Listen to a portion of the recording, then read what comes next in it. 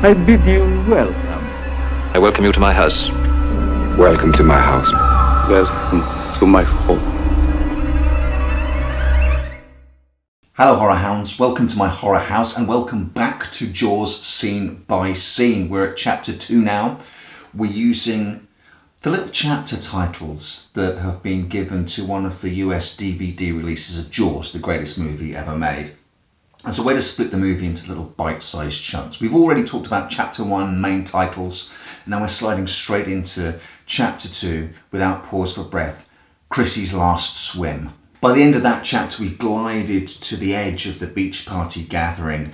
A young pair are eyeing each other up, the girl separate from the group, snagging the attentions of this young man. Then her gaze shifts out to sea and we get a wider shot, and the screen is slashed from top left to bottom right by the shoreline.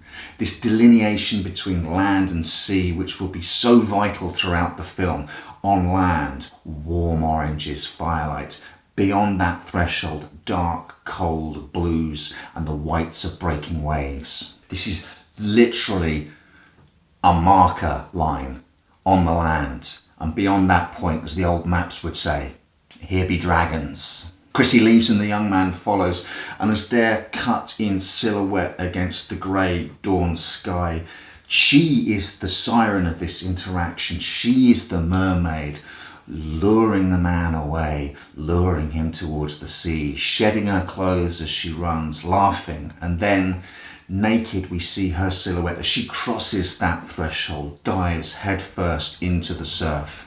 He's too drunk, he pauses, stumbles, falls down. He doesn't meet the challenge that's set him. He doesn't cross that invisible dividing line. But she glides on in the water, seemingly in her element. And then we're out there with her, just the diegetic noise with us, the sound of her heavy breathing, the lapping of the water, the distant bell of a water buoy. And in the background, the dawn sun, a ball of orange the colour of safety, but that safety almost 93 million miles away. Then the famous underwater shot, blues and blacks and whites, Chrissie in silhouette, so defenceless. And we see her from a strange angle suddenly, alien to us, unnatural for us.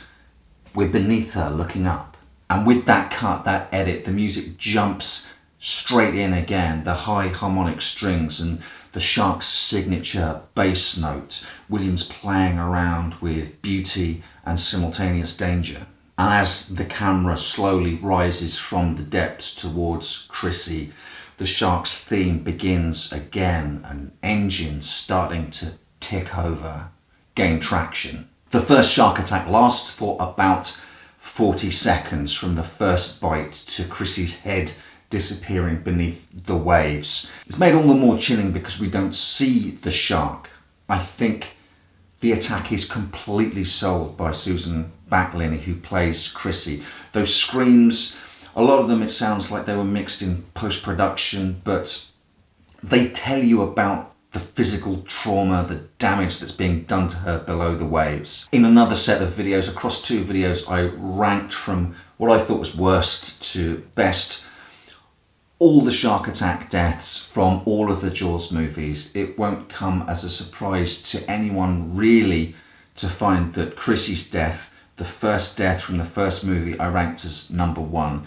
This sets the bench, it sets the terror, it sets our belief that the shark exists even when we can't see it. And part of the sheer horror of it is that in just 40 short seconds of horror and pain, she disappears beneath the waves. It's as if she's erased and the music disappears with her. Now again, only the diegetic sounds, the sound of the water and the dolorous buoy bell, which seems now to be marking her witnessless passing. And the film slowly dissolves from dawn to day with the line of the horizon intact, cutting the screen in half, sky above, sea below. And we hear familiar sounds again, safe sounds, the local radio, WISS, talking about local fishing reported as good and Amity boat rental yards opening early to prepare for the annual seasonal rush. And it's into this shot that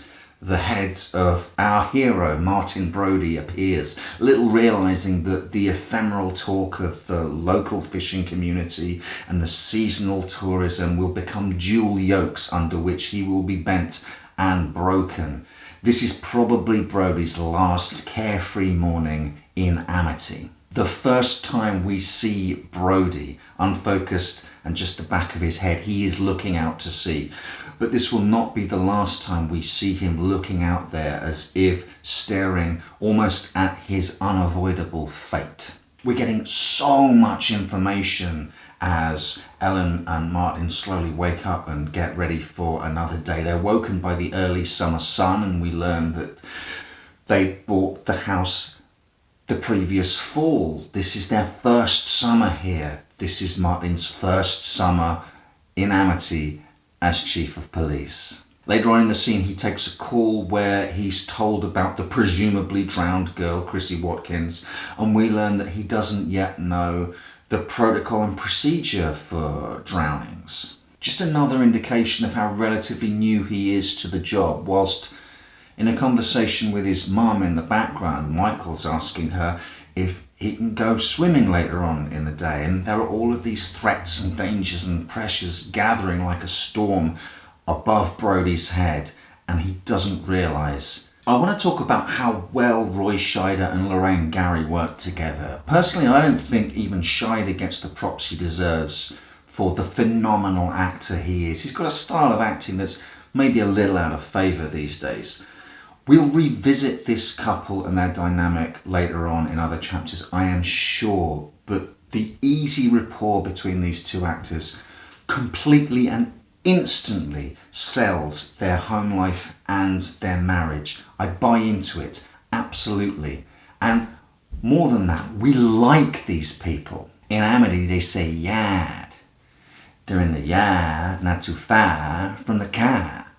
How does that sound? Like you're from New York.